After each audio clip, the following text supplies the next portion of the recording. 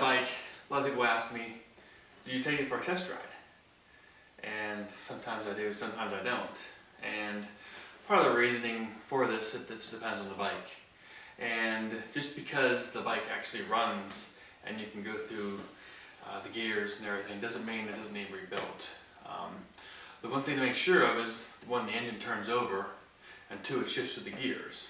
As long as you've at least got those basic requirements, then you can be assured that for the most part, even if you have to rebuild it, it's most likely just going to be easy stuff like bearings and top end.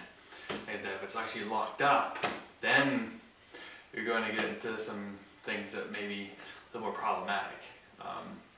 That's just the surface though. But just because the bike runs doesn't actually mean at all that the bike doesn't need completely rebuilt. My Maicos 440 ran. I rode it, and it ended up having that once you actually put radiator fluid in it, it smoked bad. Once they warmed up, it started leaking out the head, and it started running lean. Had to be completely rebuilt, and I went through it, and had all kind of gunk in the bottom end. It was sitting for a very long time. I mean, these bikes, when they sit, you know. So this bike here, this bike's been sitting. It starts up, seems to run fine. Maybe there's no problem with it. Maybe after it runs for a while, the seals will wear down. It's an old bike. That's what's going to happen. As long as you're paying a price that you realize at least the core is there, and it doesn't seem like it's completely rusted shut, and you're okay with rebuilding it, and you really like the bike, then you pay the price that you think it's worth. But again, these are old bikes. A lot of people don't know what's wrong with them or anything, so you can't be expecting them to go out there and get a perfect bike every time. My CR500 ran, and it ran good actually. However, even that one had problems that you wouldn't know unless you took it apart. It had bad crank bearings. The only reason I even found out is because when the clutch mushroomed and it wouldn't work anymore. Then I found out that also the piston port had been damaged before, and it was kind of band-aid fixed, so it needed re-sleeved actually. But I mean, otherwise, a lot of compression, it was running fine. And unless you take off the stator cover to see if the bearings are bad or something like that, you never know. Bikes that have been sitting for a very long time. I know someone who bought a bike that was sitting for a long time in someone's garage, and after they rode it for a little while, it warmed up, and the wrist pin clips were rusted, and they had, once they heated up, they broke off and tore up the cylinder. So these bikes are old and need maintenance. So another friend of mine, he bought a bike and it ran fine when he rode it, and then whenever he let it warm up, this side crank seal would start to wear down and leak out gas and suck in air and run lean. But you wouldn't notice it until you rode it for like a half hour. So again, just going and taking a quick spin down the street on the bike. A lot of bikes start. It doesn't mean they're in good condition. It means that they're running. I mean, these bikes, a lot of these bikes, they will run until, I mean, I had a Husqvarna that had absolutely no compression. There's a big chunk of the piston missing. There was no bearings left in the thing whatsoever. They're all spun. The crank was so pink from rubbing off the crank. I mean, the connecting rod was so pink from running off the crank from warming up. But that bike even started after I drift started it. So some of these bikes, they will just go. So again, just because a bike runs doesn't necessarily mean it's a good sign. It means that most of the stuff is there. But I mean, if a bike has decent compression, you know, it has spark and everything, I'm sure it's going to start up and run. So it's not like a huge deal. I mean, that's a minimum at least it should have. So again, like I said, if you're buying a bike and it's a rare bike, you know, maybe you're okay with rebuilding it. Maybe you're not. But anytime you get an old bike, that's a risk you run. And the people who are selling them don't always know. I mean, some people know they abuse them, but some people pull out of their garage. They have no idea what the state is. Now, if someone tells you they rebuilt it, And if someone tells you they did this and that to it, then you definitely should verify it, especially if they jack the price up because of that. So anytime I see someone trying to sell an old bike and they're selling it for what's beyond a reasonable price, I definitely would not give them that reasonable price. I go to them and say, look, it's an old bike. It probably needs rebuilt. It's been sitting here for a long time, so this is how much I'd pay for it. Now, this one here is a different story. It's an 81,490, but I did get it at a great price. And I actually think that this likely doesn't really have anything wrong with it. But I haven't ridden it for a while. It starts up and everything, but like I said, I haven't ridden it. It does need like some simple things replaced, like this is dry rot, but so yeah, my main point here is that don't put too much stock into when you're checking out a bike that it runs. A lot of bikes will run. You know, question is what happens after they heat up, or if they've been sitting for a while, what's going to happen after they've been warmed up for a long time and running again. So, and again, it all depends. I mean, that bike in particular that had the rusted wrist pin have been sitting for 20 years.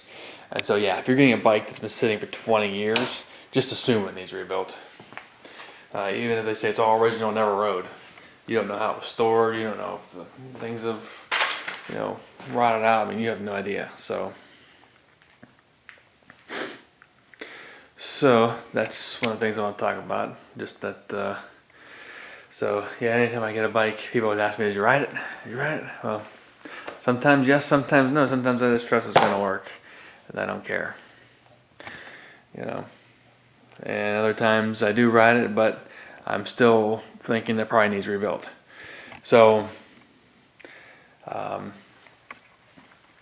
like that motor there, I was surprised it actually didn't rebuilt. I was thinking that I didn't even ride it or start. Or I started it, but I didn't ride it. And I was thinking it might have issues. I did fix the. That was when it was on that bike frame over there, not the original bike. The original bike didn't have any problems either. Neither did this motor. So I thought it might, but it didn't. The 440 I thought might have issues, and I was right, it did. But again, it's such a rare bike to find, and I was willing to pay the price for it, and I was willing to rebuild it. So that's one thing to consider. And a lot of people, they do want gold for these bikes that shouldn't fetch that much for them, especially whenever it's obvious that those bikes need rebuilt. Whether or not they're still running or not is irrelevant. They're gonna need rebuilt. So again, whenever you're going buying bikes, if you're going to buy a bike and you know it's one you want, even if it's going to break on you or not,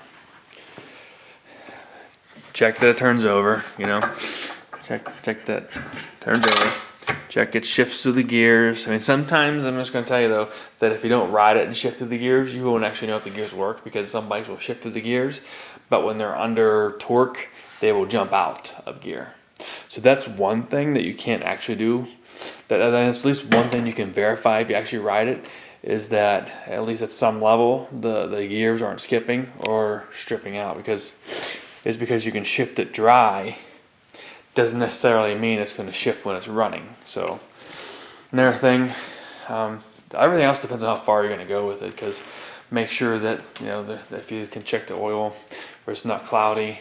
Check the radiators, make sure they're filled, especially when they start up, make sure it's not smoking a lot. Of course, sometimes bikes smoke a lot, so whenever they're cold, they smoke a lot, and so it's hard to tell. Again, especially two strokes, you know. So, but yeah, checking the rad fluid that it actually has in it, because sometimes people won't put any rad fluid in it because they know it's bad. So,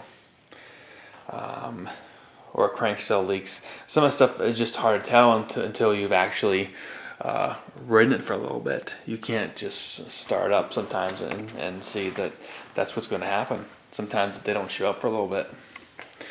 So, I mean, if you want to do a full check down, then you take off the magneto cover, you know, the flywheel cover, and you see if the bearings are bad. You check this output shaft bearing, if it moves up and down. You can check the engine turns over. If they let you take up the exhaust, you can look inside the exhaust, look at the cylinder. Again, of course, you know, you can push it down slowly and see if you hear any clanks, like the connecting rod's bad. I mean, some of that stuff is you can do, but again, I think that one of the main things you can do is you can try to get a feel for the person themselves who's selling the bike. Do they know anything about bikes? Ask them what ratio they ran their motor or ran the bike. And if they have no idea what ratio they ran, it's not a good sign. Try to figure out what their knowledge is, what their level of knowledge is, what type of person you think they are, whether they're trying to lie to you or something. So that may be better. And then look at the bike itself and see what condition it looks. Sometimes, even though people say, I've heard stupid people say this, oh, you want to make sure the seat's not ripped and things like that, but who cares, right? I mean, who cares if the seat's ripped? I mean, if the seat's ripped, it's not a big deal. If the motor's blown up, it's a more bigger deal. So, but you can take a look at the bike and think that, whether you believe, and look at where they store, where the shop is, what they say about the bike, and just try to get a feel if you think that there's somebody who probably took care of the bike, knows what they're talking about, is being honest with you as far as what they're telling you. And again, if the bike's been sitting, it's an old bike, they're not always in tip-top shape. No. Like I said, so far I haven't found anything wrong with this bike. But again, like I said, I'm willing to rebuild it if it needs rebuilt. But I don't think so, at least. But again, I gotta ride it.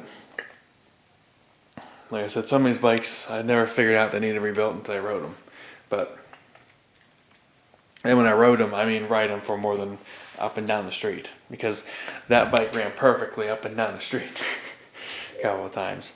But once it went into the wood and tried to go up a hill, then all of a sudden it lost power.